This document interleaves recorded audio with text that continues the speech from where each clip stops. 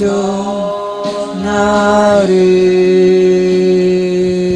아멘. 주님, 순례자의 노래를 불렀습니다.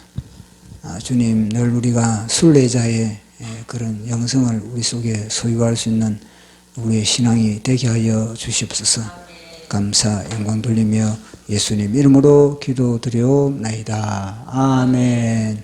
하나님 말씀 요한일서 오늘은 3장 1절로 3절까지 보겠습니다. 요한일서 3장 1절로 3절까지 보겠습니다.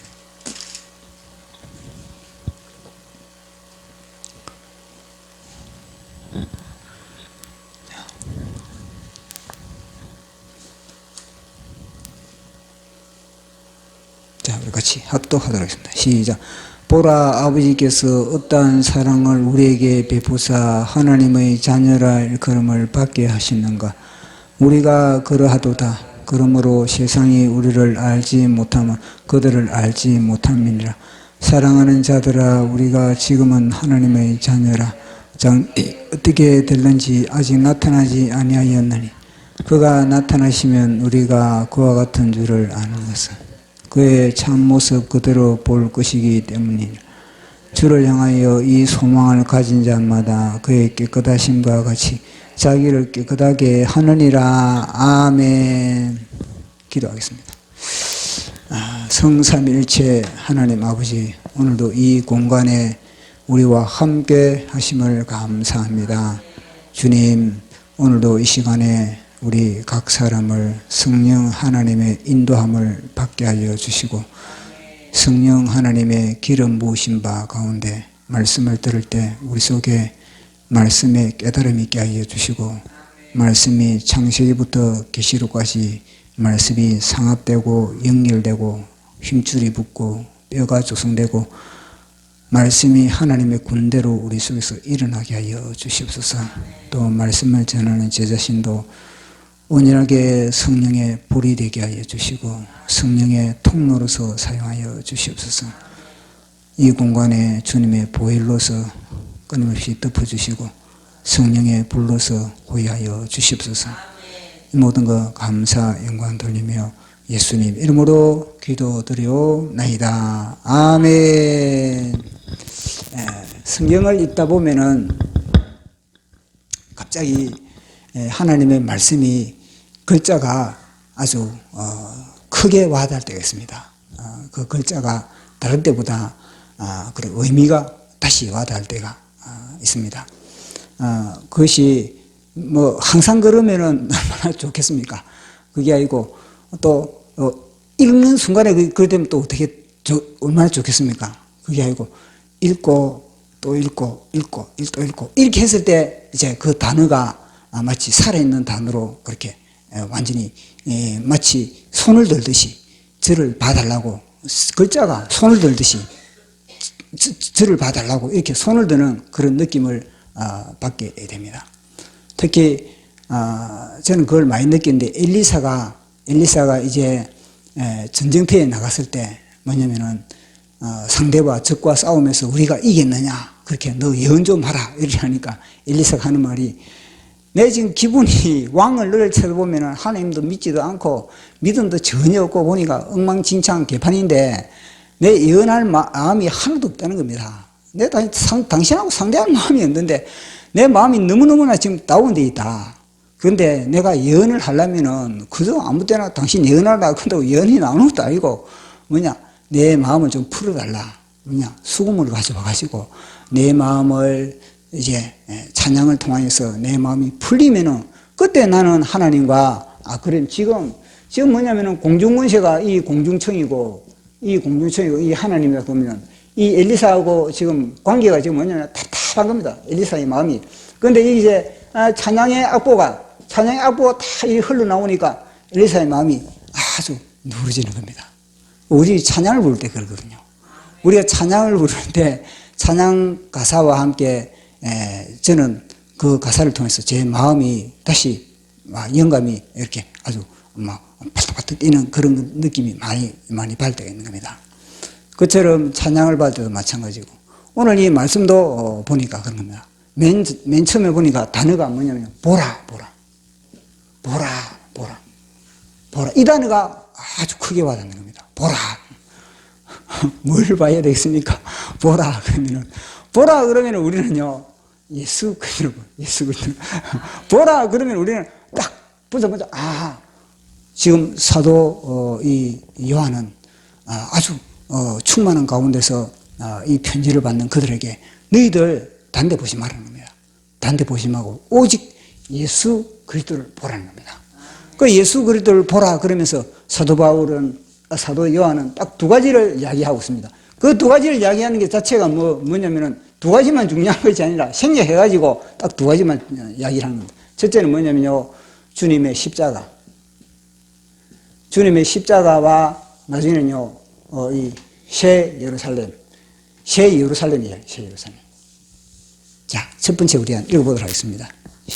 1절 시작. 보라, 아버지께서 어떠한 사랑을 우리에게 베푸사 하나님의 자녀라 일컬음을 받게 하시는가. 우리가 그러하도다. 그러므로 세상이 우리를 알지 못하면 그를 알지 못함이니라. 아멘. 보라, 하나님의 사랑 어떠한 사랑을 베풀는지 그걸 보라는 겁니다. 이걸 정확하게 본 사람이 누굽니까? 정과 목사님. 보라. 아주 이거는요, 마치 수술을 하듯 정광 목사님 이걸 갖다 정확하게 보여줍니다. 첫째는 탄생의 이야기, 탄생. 주님의 탄생을 봐야 돼요. 주님의 탄생. 그리고 주님의 고난을 봐요. 주님의 고난. 주님의 십자가, 고난과 주님의 십자가를 보라. 그리고 주님의 부활을 보라. 그 다음에는 성천을 보라. 그 다음에는 재림을 보라. 그 다음에는 천년왕국을 보라. 이거거든요.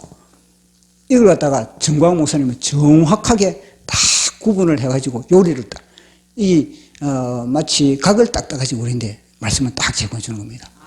그리고 우리는 이 말씀을 딱 보면은 그 정광 목사님이 각을 뜬 걸 갖다가 우리 심령에 가지고 있다면요, 말씀이 이렇게 풀어나가버린 거예요, 지절로. 이게 만약에 각이 떠지지 않으면요, 보라 그러면 이 말씀 안에서만 맴돌지, 저는 정광 목사님 이게 제 속에 각이 딱 떠져 있거든요. 그 각이 딱 떠져 있으니까 뭐냐면 이 말씀이 딱 보면, 이거는 절대 복음을 이야기하는구나.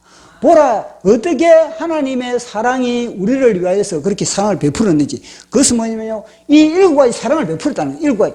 7가지의 사랑을 예수 그리스도라는 신물을 통하여서 그렇게 우리에게 베풀었다.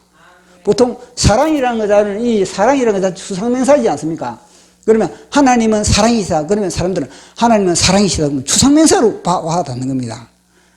근데 이거는 사실은 단어는 추상명사지만은 이거는요, 행동.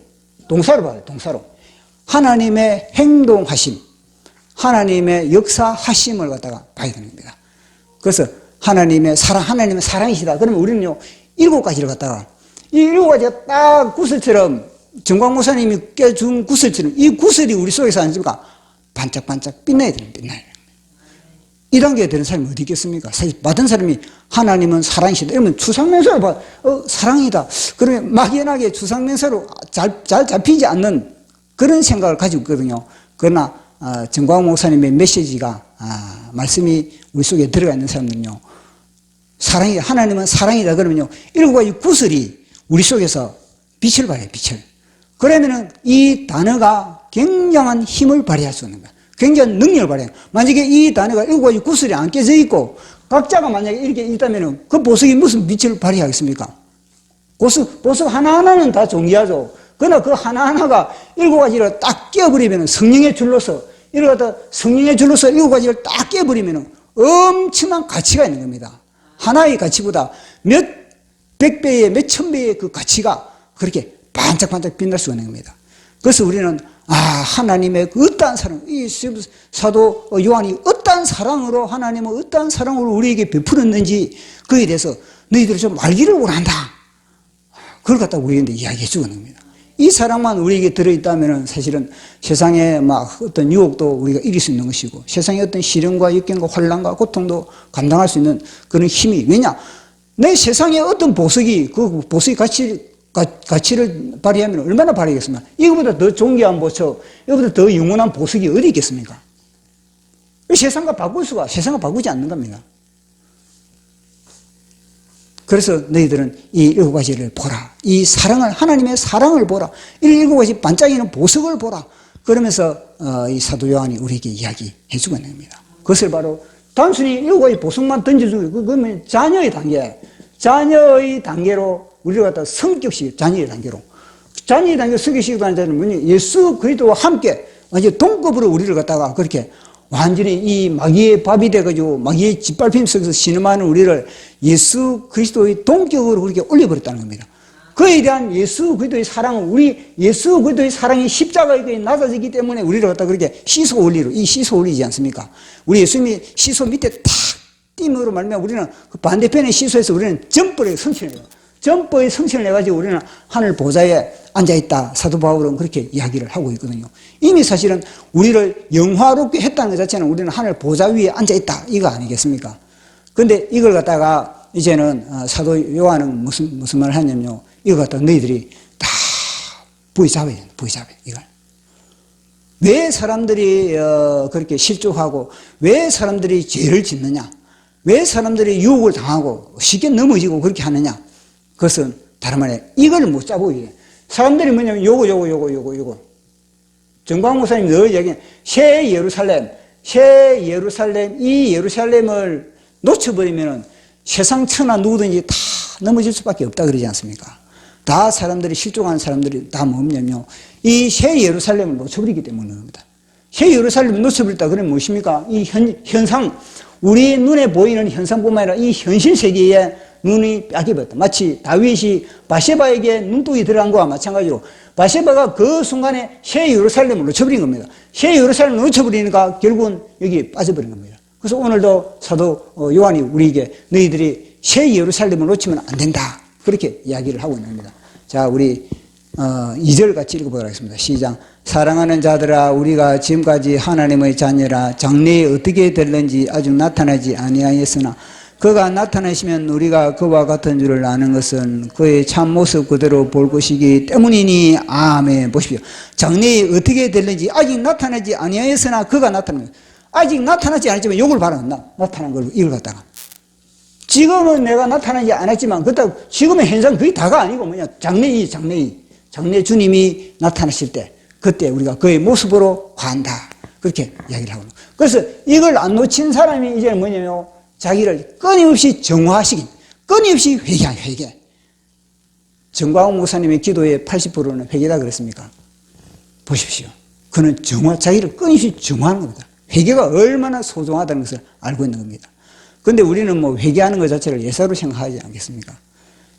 회개가 얼마나, 그러면요, 자기를 깨끗게 한다는 것 자체는 끊임없이 뭐냐면요, 정화시키고 회개, 죄를 멀리하고 회개한다. 이거거든요. 자, 우리 3절 시작. 주를 향하여 이 소망을 가진 자마다 그의 깨끗하심과 같이 자기를 깨끗하게 하느니라. 아멘. 자기를 깨끗하게 한다는 것 자체는 죄를 멀리한다는 것도 있지만은 죄의 유혹이 또 안 넘어갈 사람이 또 어디 있겠습니까? 회개의 능력, 우리에게는. 죄를 멀리한다는 것도 있지만은 그것도 중요하지만 중요한 건 뭐냐면요. 죄 안 짓고 이 땅에 살아간 사람이 어디 있겠습니까? 숨 쉬는 게 사실 죄인데, 눈에 보이는 게 다 죄인데. 그러니까 이거는요, 회개. 그 순간순간마다 주님 회개, 주여 회개. 끊임없이 회개를 통해서 자신을 정화시키고, 이걸 회개한다는 자체가 무엇입니까? 요걸, 이 보석을 안 뺏긴다는, 요 보석을.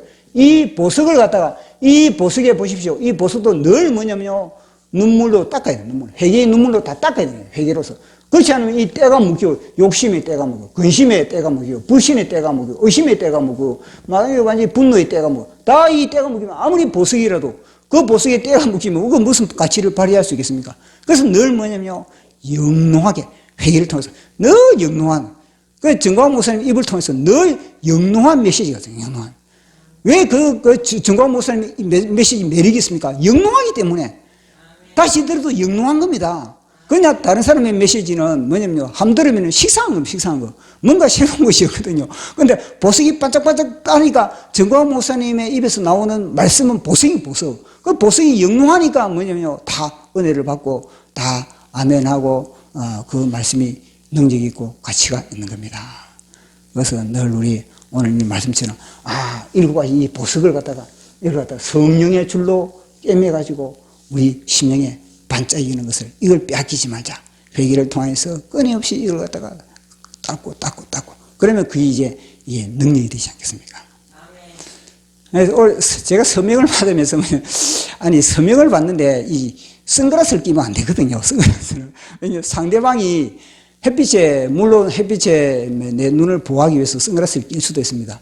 그러나요 제가 선글라스를 만약 끼버리면 상대가 나를 경계를 해요. 경계를. 그러니까 선글라스도 되도록이면 안 쓰고 저는 모자도 안 쓰는 겁니다. 왜냐면 모자를 눌러 쓰리고 마스크 끼고 선글라스 끼고 이러면은 상대가 뭐냐면 저 사람이 서명받아서 내 정보를 이용하려고 하는가 이런 의심부터 딱 가져오거든요. 그렇기 때문에 되도록이면 햇빛에 타더라도 되도록이면 나의 얼굴을 많이 노출시킵니다. 많이 노출시켜가지고 그 다음에는 선글라스도 되도록이면 눈이 좀 피곤하더라도 그렇게 그리고 또 뭐냐면 어깨띠이면요 이 어깨띠를 두른다는 것 자체는 뭐냐면 내 몸에 간판을 다는 거 똑같은 겁니다. 아니 가게에 간판을 딱 달아야 저 가게는 무슨 가게다. 그러면서 사람들이 미리 뭐냐면 그 간판을 보면서 내가 그걸 갖다가 살 것인지 내가 저 가게에 들어가서 뭘 할 건지 결정을 미리 저 멀리서 딱 간판을 보고 하는 겁니다. 그런데 어깨띠를 안 두르고 서명을 이리 받으면 그 사람이요 판단이 너무 늦는 겁니다. 너무 가까이서 쑥 내밀면요 뭐냐고 그 사람이 아직 준비도 안 된 가운데서 그러면요 한참 지나가가지고 나중에 생각을 하고 그렇게 돼버리거든요. 그래서 이 어깨띠를 두른 것 자체는 뭐냐 나의 간판을 다는 것이다. 내가 분명하게 뭐냐면 나는 이 대한민국을 사랑한다는 이 간판을 그렇게 딱 다는 것 마찬가지예요. 뭐냐면 이 간판 다 이 보석의 간판을 갖다가 이게 다 뭐냐면 나는 하나님의 자녀다. 나는 하나님의 딸이다. 이걸 갖다 선명하게 보이죠. 그것도 만약에 때가 있다면 이 간판을 선명하게 바깥으로 달 수는 없는 겁니다. 우뭇하고 주저하기 때문에 이 간판을 달아야만 하나님의 택정한 하나님의 백성은 그 간판 밑으로 모일 수 있는 겁니다. 그러나 이 간판도 제대로 막 먼지가 가득 끼고 간판에 비둘기 똥이 묻어있고 간판에 그렇게 있다면 어떻게 하겠습니까? 지나가는 사람이 그것이 매력을 느끼지 못하는 겁니다. 그래서 우리가 간판을 달듯이 이렇게 영롱한 이 보석을 늘 반짝이는 저와 여러분 되기를 축복합니다.